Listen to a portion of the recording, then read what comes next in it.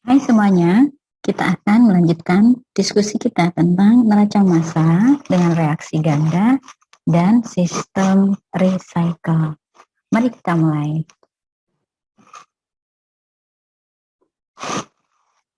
Oke, apa itu sistem dengan recycle? Sistem reaksi dengan recycle adalah sebuah sistem di mana output reaktor diumpankan ke dalam sebuah alat pemisah guna memisahkan reaktan yang tidak bereaksi. Kemudian reaktan tersebut akan bergabung atau combine dengan umpan segar yang berasal dari storage dan kemudian diumpankan kembali ke dalam reaktor. Tujuannya apa? Tujuannya tentu saja untuk mencapai atau untuk meningkatkan konversi overall dari limiting reaktan. Jadi itu yang menjadi tujuan, ya. Mari kita lihat diagram untuk sistem reaksi di mana melibatkan recycle di situ. Kita lihat di sini, ya. Yang menjadi umpan reaktor di sini itu adalah F1. Perhatikan, ya, sebagai umpan dari reaktor adalah F1. Bukan fresh feed atau bukan juga F4. Oke. Lalu kemudian katakan umpan reaktor terdiri dari senyawa A dan senyawa B, di mana nanti senyawa A dan senyawa B akan bereaksi menghasilkan senyawa C. Lalu kita akan menemukan output reaktor yang berada pada aliran F2. Akan kita temukan nanti ada senyawa A, yaitu reaktan yang tidak bereaksi atau reaktan A sisa. Lalu juga akan ditemukan reaktan B sisa yang tidak habis bereaksi. Lalu kita akan temukan ada senyawa yang baru yang dihasilkan dari reaksi tersebut, yaitu senyawa C. Gitu. Kemudian aliran F2 akan menjadi umpan bagi separator di sini. Separator di sini fungsinya untuk apa? Fungsinya adalah untuk memisahkan produk, yaitu di sini adalah senyawa C, ya, produk yang terdiri dari senyawa C utamanya dengan reaktan-reaktan sisa, reaktan yang tidak bereaksi yang terdiri dari A dan B. Seperti itu. Nah, reaktan yang tidak bereaksi tersebut kemudian melalui sistem recycle, di sini adalah aliran F4, akan bergabung nanti dengan fresh feed. Gitu ya, akan bergabung dengan fresh feed, kemudian menjadi aliran F1. Maka di sini ketika kita membuat neraca massa, nanti kita dapat menyusun bahwa F1 itu sama dengan fresh feed ditambah dengan F4. Itu secara totalnya demikian. Lalu kemudian misalnya kita ingin mengetahui senyawa A saja, ya, senyawa A saja pada mixing point di sini, maka kita dapat menuliskan senyawa A atau X4 di sini, ya, F4 ditambah dengan A yang ada di fresh feed akan sama dengan A yang ada di F1. Seperti itu, ya. Bagaimana kita membedakan antara single pass conversion dan overall conversion? Mari kita lihat diagram ini, diagram yang sama tadi dengan yang sebelumnya, gitu ya.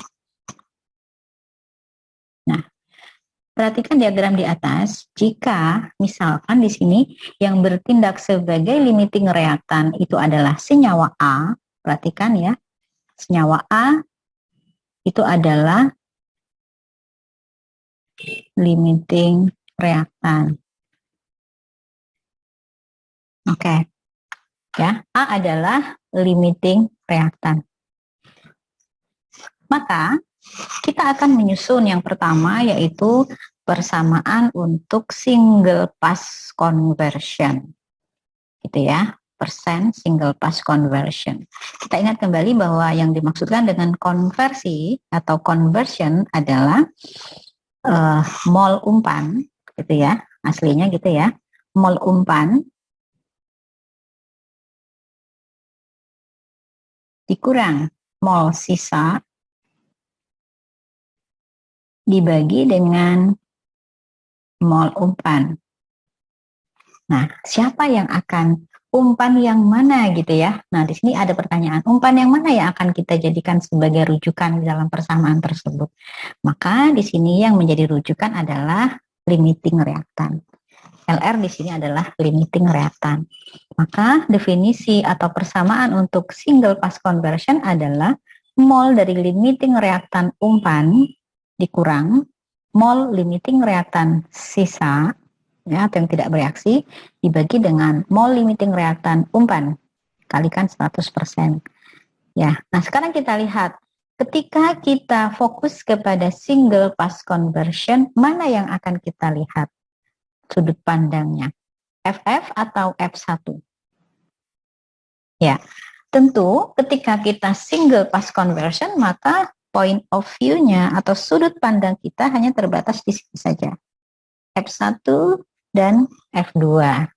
Maka persen single pass conversion persamaannya akan menjadi A yang berada di F1, karena tadi A adalah sebagai limiting reaktan, gitu ya, dikurang dengan A yang berada di F2, dibagi dengan A yang berada di F1 dikalikan 100%. Seperti itu. Paham ya? Jadi kira-kira point of view-nya adalah F1 dan F2 ketika kita ingin menyusun persamaan single pass conversion. Nah, lalu bagaimana jika kita ingin menyusun persamaan overall conversion? Oke, rumusnya tidak berbeda. Kita menggunakan formula yang sama, hanya saja perhatikan di sini point of view-nya adalah fresh feed sebagai umpan dan F3 itu sebagai outputnya. Gitu ya. Maka rumusnya adalah persen overall conversion adalah A yang berada di fresh feed dikurang dengan A yang berada di F3 sini ya, yang ada di output sini, dibagi dengan A yang berada di fresh feed dikalikan dengan 100%. Seperti itu ya. Mudah-mudahan ini dapat dipahami tentang perbedaannya. Bagaimana kita menyusun single pass conversion dan bagaimana ketika kita ingin menyusun overall conversion formula. Seperti itu ya.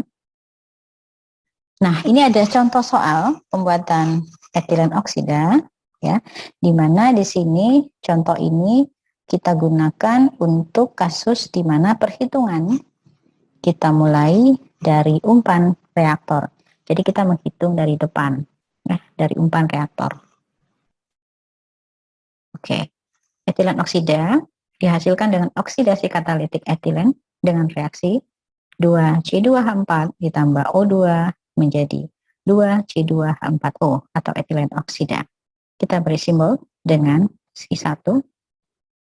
Nah, selain itu juga terjadi reaksi samping ya, di mana reaksi sampingnya adalah C2H4 ditambah 3O2 menjadi 2CO2 ditambah 2H2O dan kita beri simbol dengan C2.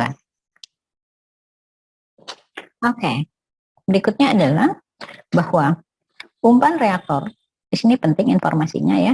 Umpan reaktor itu mengandung 3 mol etilen per mol oksigen. Artinya, setiap 3 mol etilen itu memerlukan 1 mol oksigen.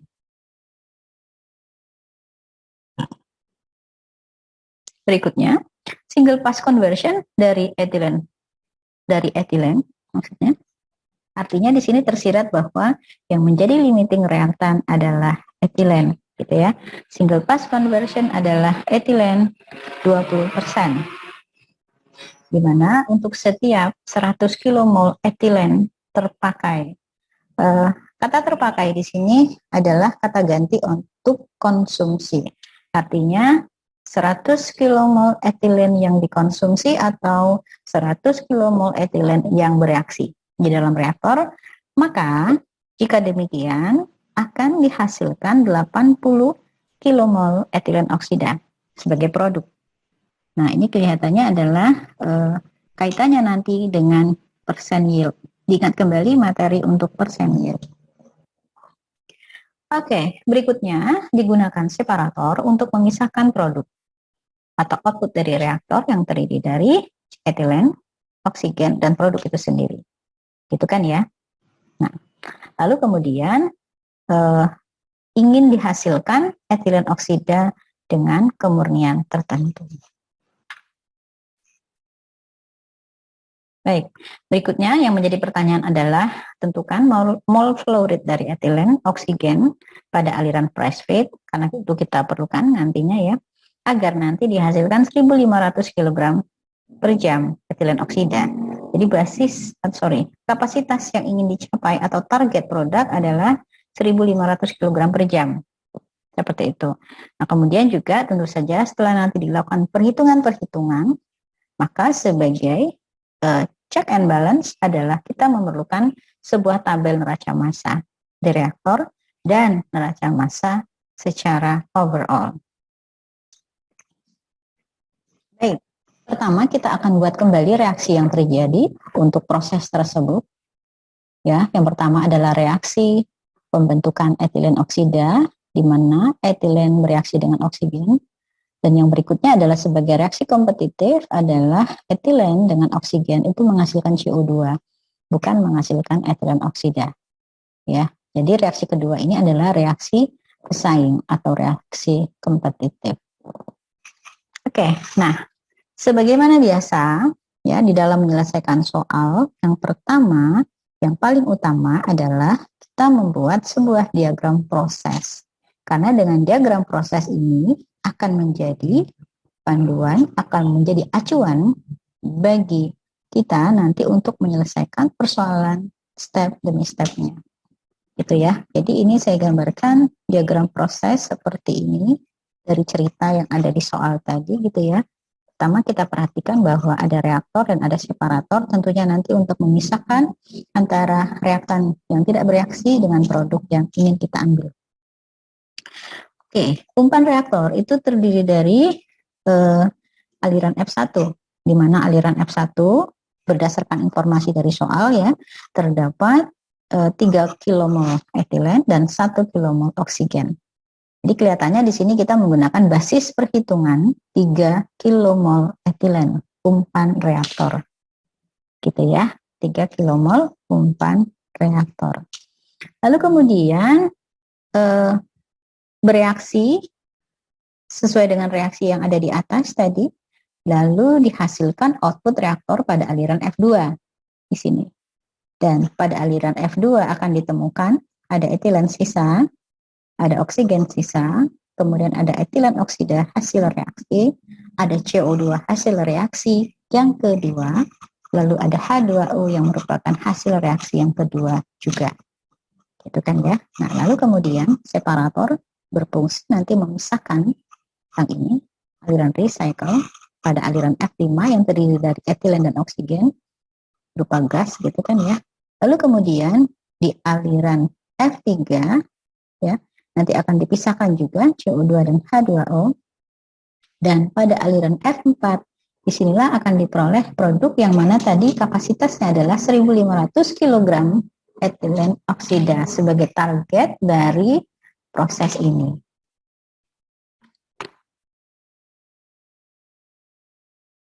Nah, oke. Kelihatannya di sini digunakan basis perhitungan 3 kmol etilen umpan reaktor. Maka tentu saja karena tadi rasionya adalah 3:1, ya, jika 3 kmol etilen, maka oksigen yang menjadi umpan reaktor adalah 1 kmol. Ya, tadi diinformasikan bahwa rasionya adalah 3:1. Oke, langkah pertama adalah yang dilakukan susun persamaan-persamaan aljabar yang dapat kita lakukan ya sesuai dengan persamaan reaksi yang ada. Untuk kelima senyawa yang ada pada output reaktor. Yang pertama akan kita susun persamaan untuk etilen. Ini ya, perhatikan di sini. Untuk etilen pada bagian pada bagian output reaktor, ya, karena tadi umpannya adalah 3 kmol. Lalu kemudian kita lihat ke reaksi di sini, etilen bereaksi dengan koefisien 2 pada reaksi yang pertama, sehingga di sini kita tulis 2C1. Oke, lalu kemudian dikurang C1. Mengapa dikurang C1? Karena kalau kita lihat etilen pada reaksi yang kedua, koefisiennya adalah 1. Kita tuliskan persamaan 1 di sini. Berikutnya kita teruskan untuk oksigen. Oksigen tadi umpannya adalah 1 dan dikurang C1 karena di reaksi pertama koefisiennya 1 dikurang 3C2 di sini karena pada reaksi kedua oksigen koefisiennya adalah 3. Begitu. Lalu kita lanjutkan untuk etilen oksida atau untuk produk di sini karena tidak ada mula-mulanya maka tidak kita tulis ya. Dan kita perhatikan bahwa etilen oksida dihasilkan pada reaksi yang pertama dengan koefisien sebesar 2, maka kita tulis di sini adalah 2C2. Dan yang terakhir adalah untuk H2O. H2O juga hanya ada di reaksi yang kedua di sini. Ya, dengan koefisien 2, maka kita tulis bahwa F2 untuk H2O adalah sebesar 2C2. Jadi kita telah memperoleh 5 persamaan aljabar untuk kemudian kita gunakan menyelesaikan kasus atau untuk menjawab pertanyaan yang diminta oleh soal tersebut. Baik, nah setelah kita menyusun persamaan aljabar, langkah berikutnya adalah kita harus menentukan berapa C1 dan C2. Karena begitu C1 dan C2 telah kita dapatkan nilainya, maka secara otomatis persamaan 1 dan persamaan 5 dapat kita selesaikan. Yang pertama dilakukan adalah kita akan menggunakan informasi konversi dan informasi yield yang tadi ada di dalam soal tersebut. Oke, yang pertama kita akan menentukan nilai yield.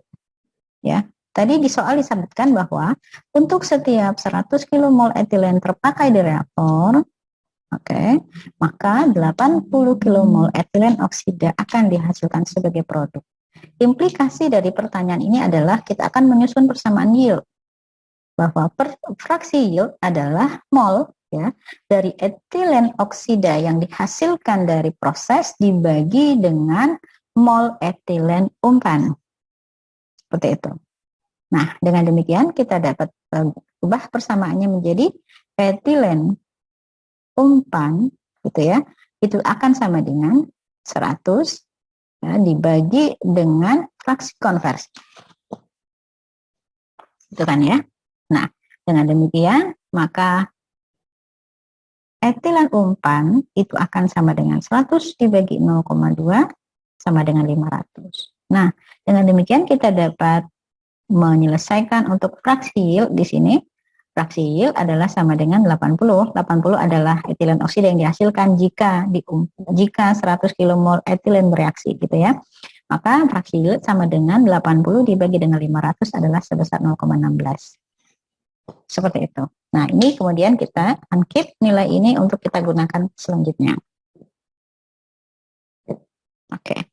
Berikutnya kita akan menentukan nilai C1 menggunakan informasi yield yang baru saja kita peroleh. Gitu ya. Dari persamaan aljabar tadi ya, kita peroleh bahwa ya, untuk F2 etilen oksida itu sama dengan 2C1. 2C1. Ya. Dan dari basis ditentukan bahwa etilen umpan itu sama dengan 3 kmol. Maka dengan demikian ya, persamaan ini dapat kita tulis bahwa fraksi yield sama dengan 2C1 dibagi 3 dan C1 kita akan selesaikan besar 0,24. Kita akan simpan nilai ini ya untuk berikutnya. Nah, berikutnya tentu saja kita akan menentukan nilai C2 ya.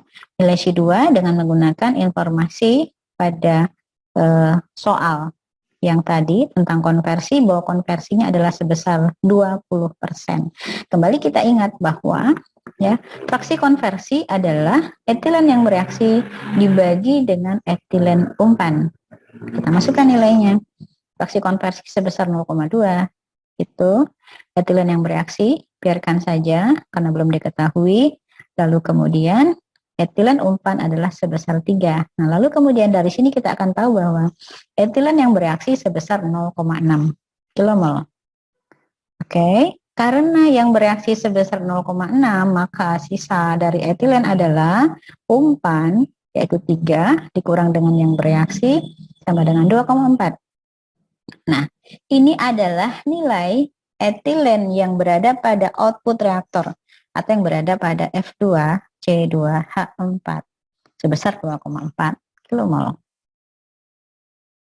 Kita substitusikan nilai C1 dan F2C2H4 ke persamaan 1 yang tadi kita peroleh. Tadi kita peroleh bahwa persamaan 1 ditulis dengan F2C2H4 sama dengan 3 dikurang 2C1 dikurang C2. Kita masukkan semua angka yang sudah diketahui, yaitu 2,4 sama dengan 3 dikurang 2 dikali 0,24 dikurang C2. Maka dengan sangat mudah kita akan memperoleh nilai C2 sama dengan 0,12.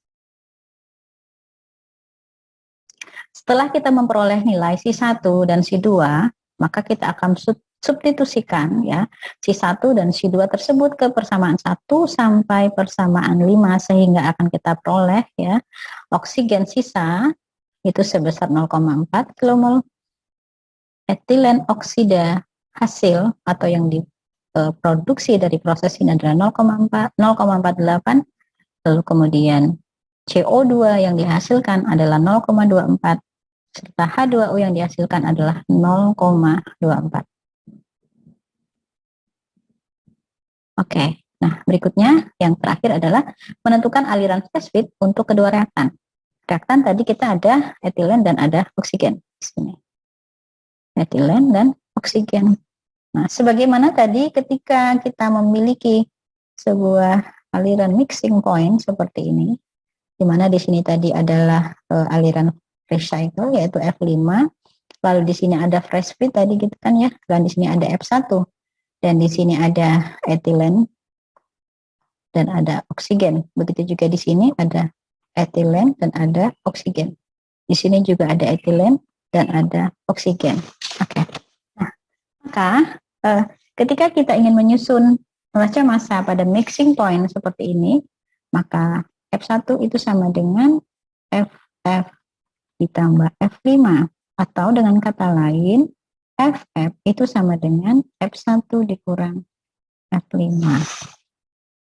Seperti itu. Maka di sini ditulis FF untuk etilen sama dengan ya F1 untuk etilen dikurang ya F5 untuk etilen. Maka kita akan peroleh 3 umpannya tadi kurang 2,4 sama dengan 0,6. 2,4 adalah etilen yang berada pada aliran recycle. Lalu kemudian bagaimana dengan oksigen?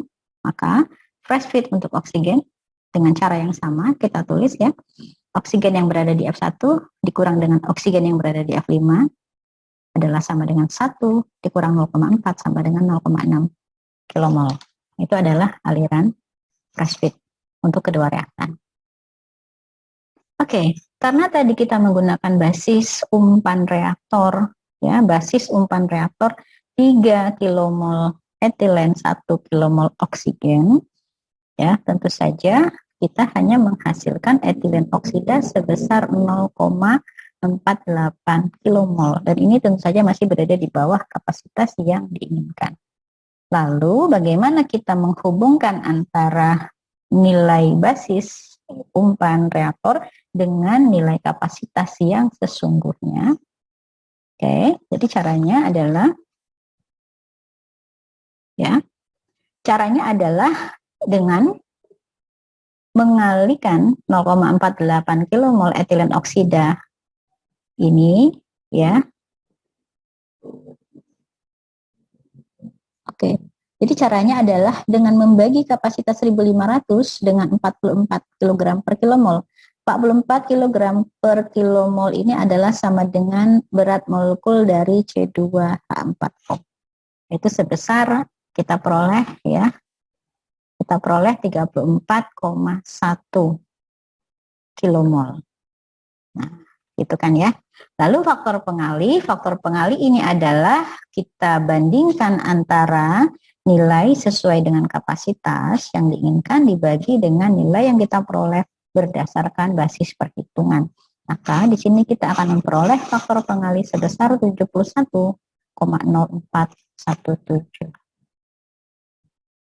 Untuk berikutnya kita akan menentukan berapa umpan aktual jika kita menginginkan kapasitas etilen oksida 1.500 kg.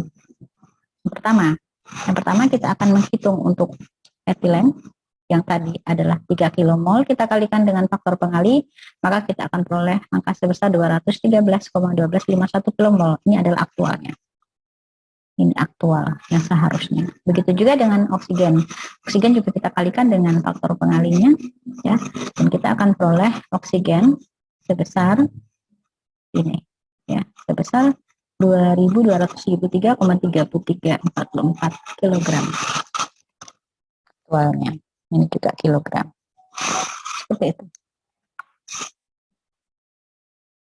Nah, ya, begitu juga ketika kita ingin menentukan aliran fresh feed aktual jika diinginkan kapasitas 1.500 kg. Dengan cara yang sama, kita kalikan dengan faktor pengali yang sama. Seperti itu. Nah, ini adalah diagram yang telah sesuai atau disebut dengan diagram kuantitatif dengan angka yang sudah sesuai dalam satuan kilogram, ya, untuk semua aliran yang ada. Aliran fresh feed, aliran F1 masuk ke dalam reaktor, aliran F2, lalu aliran F4, F3, dan aliran F5. Maka di sini ketika kita ingin menyusun persamaan neraca massa, maka kita perhatikan di sini semuanya sudah dalam kondisi yang seimbang, input dan outputnya. Ya, baik, ini adalah soal latihan, silakan dikerjakan ya untuk mengetahui apa kalian telah memahami materi yang telah disampaikan barusan, gitu ya, untuk mengetahui apakah materi tersebut dapat diselesaikan dengan mudah. Ya, jangan lupa untuk memberikan pertanyaan pada kolom komentar jika ada hal-hal yang kurang difahami atau memberikan like dan subscribe. Terima kasih.